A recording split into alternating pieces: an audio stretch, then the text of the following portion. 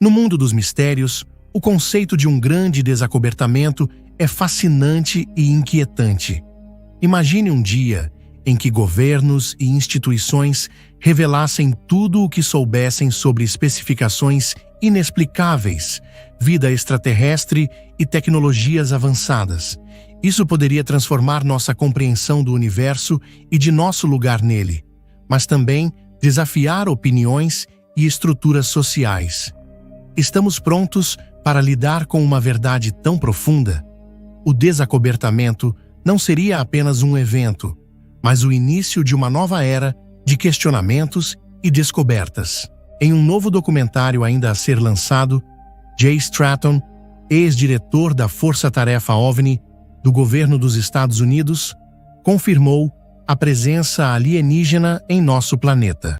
Num documentário chamado The Age of Disclosure, a Era do Desacobertamento, que dizem que será um divisor de águas, Stratton faz declarações impactantes.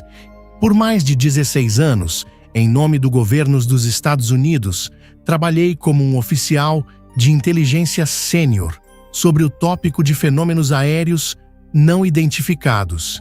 Eu vi com meus próprios olhos naves não humanas e seres não humanos.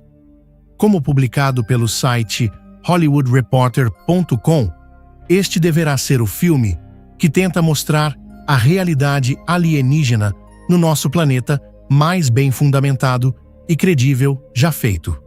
O documentário apresentará entrevistas gravadas com 34 atuais e ex-membros seniores do governo americano, militares e comunidade de inteligência com conhecimento direto sobre os OVNIs. Também é informado no documentário que houve um acobertamento de 80 anos da existência de vida inteligente não humana, bem como uma guerra secreta entre as principais nações para fazer engenharia reversa da tecnologia dos OVNIs. O documentário A Era do Desacobertamento rendeu ao diretor estreante, Dan Farah, uma cobiçada estreia no Southwest Film Festival, onde será exibido no histórico Paramount Theater em março. Os pesquisadores imploraram para liberar novos filmes que sugerem que conspirações alienígenas podem ser mais do que apenas ficção científica. Ao longo de décadas, governos ao redor do mundo enfrentaram rumores de tecnologia extraterrestre ocultos a usuários, mas essas novas revelações podem finalmente expor verdades ocultas. Pesquisadores afirmam ter descoberto documentos e evidências apontando para operações altamente classificadas, materiais estranhos fora desta Terra e até mesmo supostas tentativas de comunicação com seres sobrenaturais. O que é especialmente surpreendente é o detalhe e a consistência desses filmes, que incluem relatos de artesanatos idealizados e tecnologias avançadas ainda não conhecidas pelos humanos. Com poucos dados e análises de especialistas vindo à tona, a questão permanece: quanto disso ficou escondido da vista do público e o que isso significa para o lugar da humanidade no universo? À medida que a investigação avança, o mistério só cresce, deixando o público na ponta dos assentos, esperando que detalhes mais chocantes. Em um vídeo de uma entrevista futura no News Nation, o piloto de helicóptero e veterano da Força Aérea Americana, Jake Barber, afirmou que encontrou tecnologia não humana durante um programa secreto de recuperação de acidentes. De acordo com Barber, ele estava a 45 metros de um objeto que ele descreveu como um ovo branco. Ele disse: "Ficou muito claro. Apenas olhando visualmente para o objeto no chão, você poderia dizer que era extraordinário e anômalo. Não era humano." Quando perguntado se o objeto tinha um sistema de propulsão, Barber respondeu: Não que saibamos. Não há motor. Não havia assinatura térmica." Ele afirmou que seus óculos de visão noturna permitiam que ele observasse o objeto de diferentes ângulos e insistiu: "Era inconsistente com qualquer coisa que eu já tivesse visto antes. Barber admitiu que toda a sua equipe ficou espantada. Vou lhe dizer que durante esse processo, nos últimos 2 anos, foi confirmado o que estávamos trabalhando naquela noite era de fato NHI, inteligência não humana, e não foi uma experiência única. Tinha um alerta sobre uma suposta fraude governamental, uma alegação de que uma nave extraterrestre se aproximará da Terra em 2027. Corbell, que apareceu em UFO Revolution S2 e 3, descreve isso como a mentira que vão te contar, levantando questões urgentes sobre por que tal narrativa pode ser introduzida. Por décadas, o governo americano negou a existência de OVNIs apenas para reconhecer sua realidade nos últimos anos. Ele sugere que essa mudança é deliberada, afirmando: às vezes, quando você quer que alguém saiba uma verdade, é para que você possa prepará-lo para acreditar em uma mentira.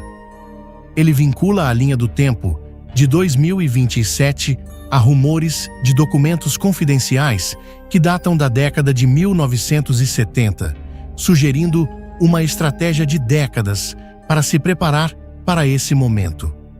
A mentira, segundo ele, provavelmente seria enquadrada como uma ameaça, justificando o aumento da militarização e do controle. Se o governo anunciar que uma nave está indo em direção à Terra, quem duvidaria deles? Alerta Corbell. Essa narrativa pode remodelar as prioridades globais, de orçamentos de defesa a liberdades civis, sob o pretexto de sobrevivência. Corbell também aponta o ano de 2027 como um ponto focal de especulação, uma data sugerida por outros especialistas, como Luiz Elizondo. Embora nenhuma evidência concreta tenha surgido, ele pede ao público que permaneça vigilante. Comece a prestar atenção. Ele aconselha, alertando que a narrativa e sua linha do tempo pode mudar em resposta ao escrutínio. O que está em jogo é a confiança nas instituições e a potencial manipulação da percepção pública. Corbell reconhece os riscos de falar: serei chamado de louco. Tudo bem. No entanto, seu aviso se alinha com padrões históricos de sigilo em investigações de OVNIs. Muito sobre OVNIs ultimamente, e isso se deve em grande parte ao ufólogo Dr. Stephen Greer, que está organizando uma conferência sobre o assunto.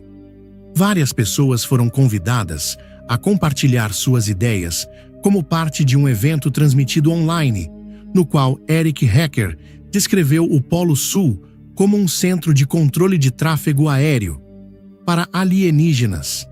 O teórico fez algumas afirmações bem absurdas na conferência, mas a discussão sobre a estação Polo Sul, Amundsen Scott, foi a mais significativa.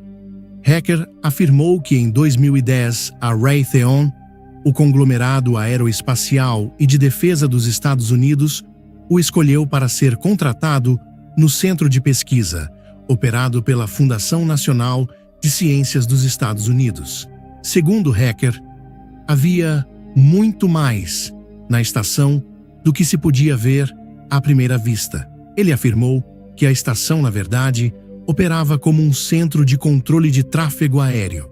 Para OVNIs, se comunicava com naves exóticas, enviando raios de neutrinos para o espaço.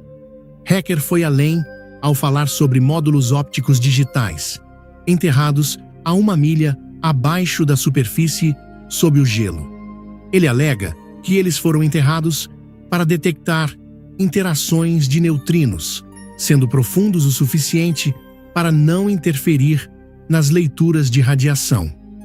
Ele também disse que viu pessoalmente um poderoso laser verde, apontando para o cosmos. Isso aconteceu depois que um denunciante que alega que o governo americano vem realizando pesquisas de recuperação de OVNIs em segredo, disse que os OVNIs foram responsáveis pela morte de humanos.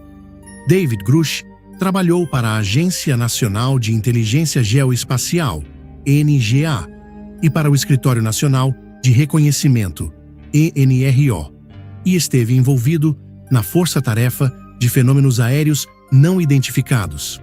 Ele afirmou que algumas das inteligências não humanas descobertas têm intenções malévolas e mataram pessoas. Próximo, com algo que ele não conseguia explicar enquanto pilotava seu hidroavião em 2023.